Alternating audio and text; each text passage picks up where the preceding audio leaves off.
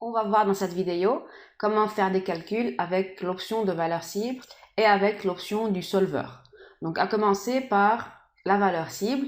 Donc, je suis venue mettre ici un tableau, donc avec le nom des étudiants en premier, et puis il y a plusieurs évaluations, examen 1, labo, examen 2, examen 3, des notes sur 20.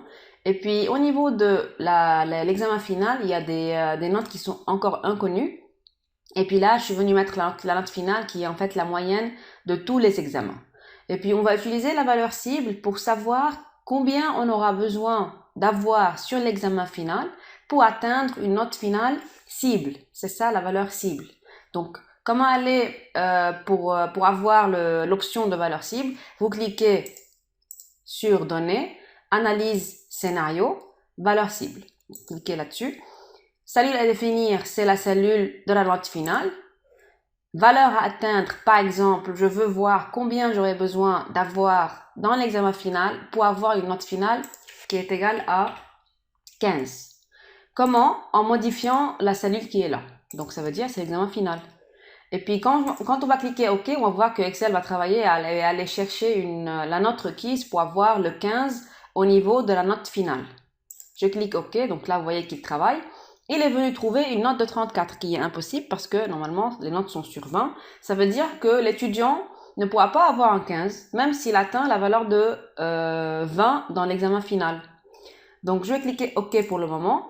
Ce qui est intéressant à voir, c'est que en utilisant la fonction solver qui est là, on peut aller limiter ou bien on peut aller imposer des contraintes de sorte par exemple à dire à Excel qu'on ne peut pas venir dépasser la note de 20 dans cette cellule. Donc avant de commencer par vous montrer en quoi consiste le solver, il y a des fois où ça figure pas automatiquement dans votre onglet ici.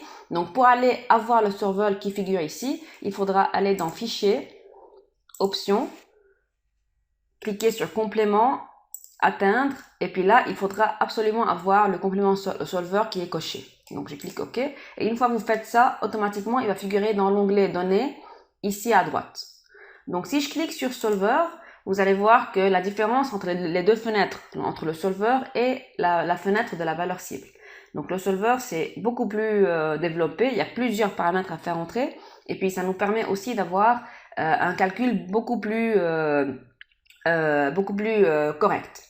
Donc ici, on commence par définir ou bien par sélectionner l'objectif à définir. Dans mon cas, c'est la note finale. Donc je clique sur note finale. Et puis après, je veux que cette cellule soit un max, soit un min ou bien une valeur. Donc dans mon cas, je veux que cette cellule-là ait la valeur 15. Comment? En changeant des variables, des cellules, ce sont des variables.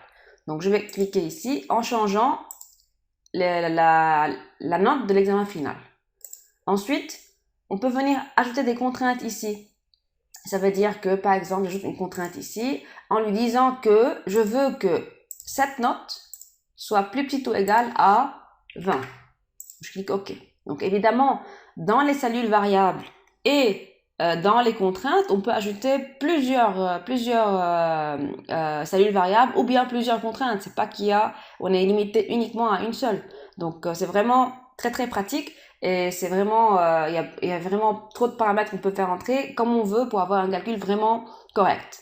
Donc maintenant, si je clique résoudre, je vais cliquer OK. Et vous voyez bien qu'il est venu me mettre le 20 parce qu'il y a la contrainte qui a été imposée. Donc, je ne peux pas dépasser la valeur 20 que j'ai imposée. Si on essaye maintenant de refaire le même travail avec la deuxième note, deuxième étudiant.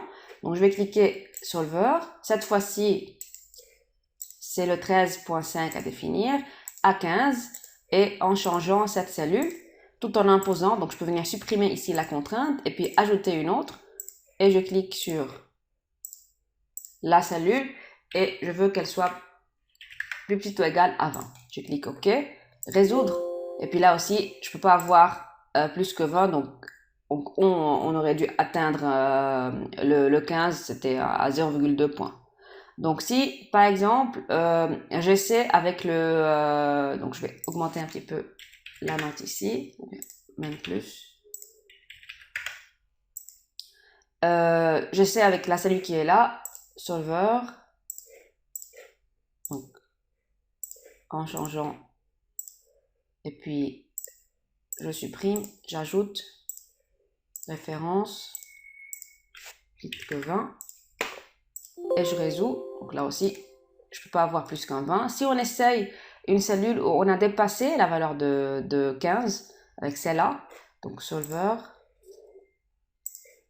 cette cellule, on va voir ce que ça donne, 15 au maximum, en changeant cette cellule, et puis supprimer, ajouter, cellule plus petite que 20, ok, et je résous. Donc là, j'aurai besoin d'un 14 pour atteindre la valeur de 15. Donc ça veut dire que j'avais une moyenne qui est plus grande que 15. Si j'obtiens un 14, la moyenne va diminuer pour avoir le 15 requis. Donc voilà comment appliquer la valeur cible, qui est vraiment relativement limitée mais efficace dans plusieurs situations.